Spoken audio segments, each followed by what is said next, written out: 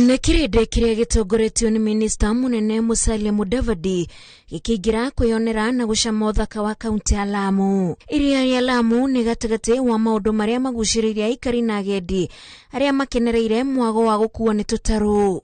I've had the most amazing experience here in Lamu. I think it's someone everybody should come and visit and witness for themselves, because the different types of cultures and everything I've experienced here in Lamu is really really mind-blowing, and it's Lamu is a very, very special place. Lamu ni mwe wa kaunti iria yuikaine na ukui wa bunda na mahenya macio ni monanĩtio igongona-inĩ rĩrĩ.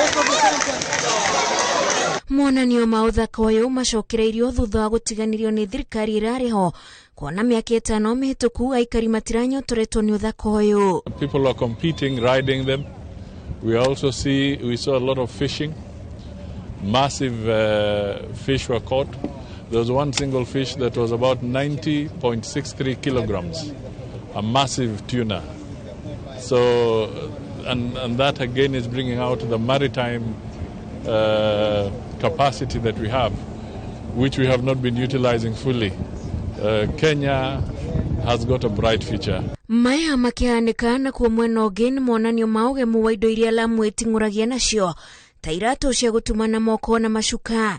Thirikari ya kaunti ya Lamu nĩ ĩhete ikundi cia atumia arĩa marutaga mawĩra ma moko ciringi 30,000 o gĩkundi. I think other counties across, every county is unique in their own right. And this would be a very good thing if every county does what it does best. I know where we come from in Vihiga. There's always a Vihiga cultural festival. It would be good to also have what used to be the Camel Derby in Marsabit, and so many different counties can capitalize on their richness. Mishigo ya nyama na ithari ingĩ ikagĩrithia rĩera rĩa kwenda gũikaranga gũkũ.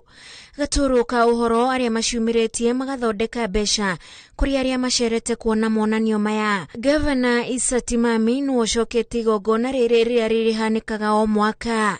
Igiribotera Inooro TV, njĩtagwo Wanjikũ wa Kimani.